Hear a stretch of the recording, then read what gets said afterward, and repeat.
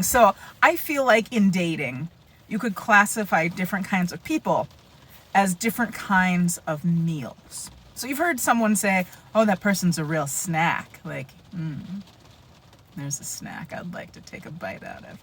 That sounded very cheesy. But anyway, you get what I'm saying. So I've been on a few dates so far in this whole dating journey, and it's been very interesting and exciting and challenging and weird. But went on a date with a person that I was really, really excited to go on a date for.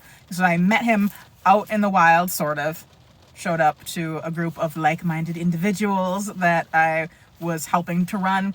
And I was thinking, goodness, that's a tall drink of water right there.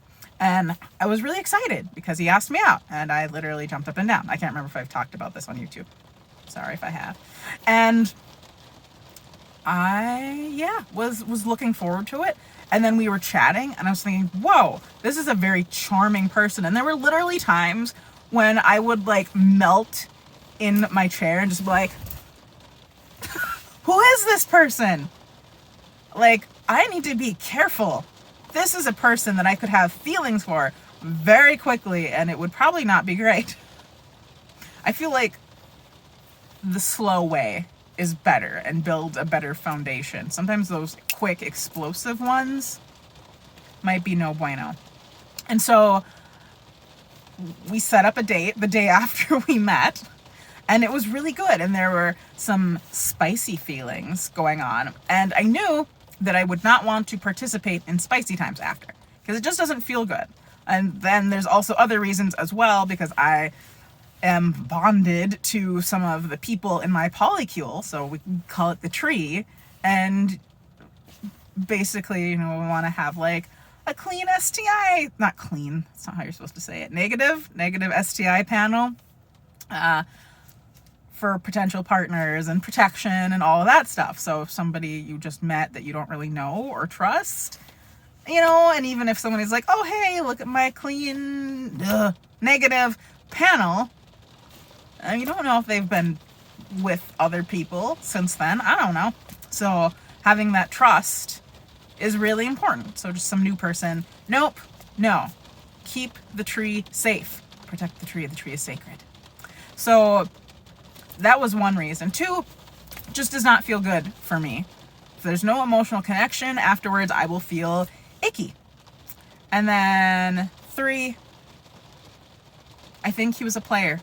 Might be. I don't know. I suspect, and I'm not sure, but just the level of charm and suaveness, I guess. I don't know. And just, it felt very like a ton of attention. And I don't know. I can't tell if it was genuine or not. And I feel like I'm in this weird, almost vulnerable spot because I don't really know what I'm looking for. And I do get lonely the just me nights. And so I try to have healthy skepticism about things like that because I am naturally fairly trusting. And so I've really had to try to force myself to question things and to kind of try to figure out what people's motives are so that I'm not just like, oh, everything's amazing, and then just get like flattened. So definitely had to be careful, but it was a temptation. Like I literally did not shave or shower or anything beforehand to make sure that I would not do anything as like an extra little backup in case the self-control went out the window. But I forgot all that, and it was like moon time stuff. Just forgot, like literally thought about it at the end of the date. I was like, I really want to. I know there's reasons I shouldn't, but I really want to.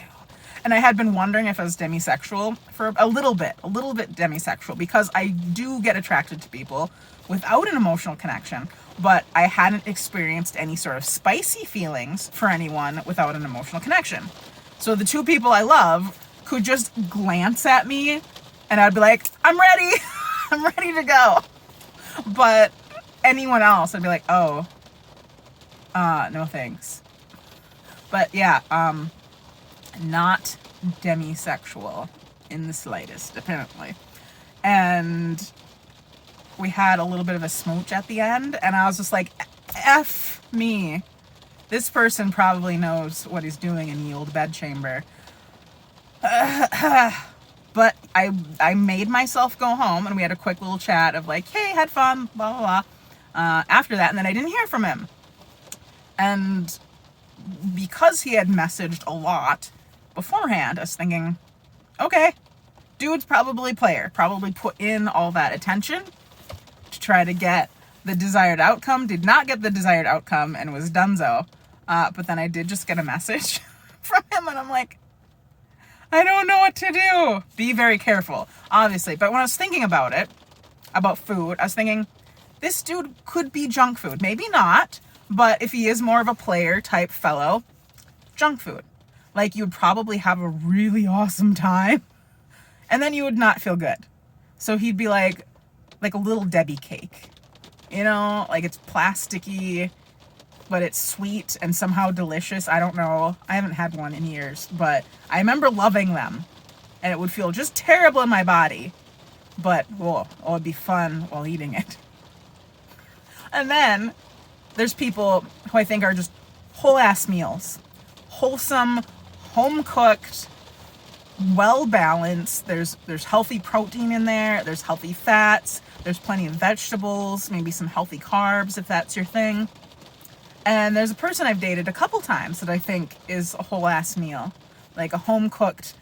He sent me a message that said, would you like to just sit together and hold hands? And I'm like, I would love to sit with you and hold your hand.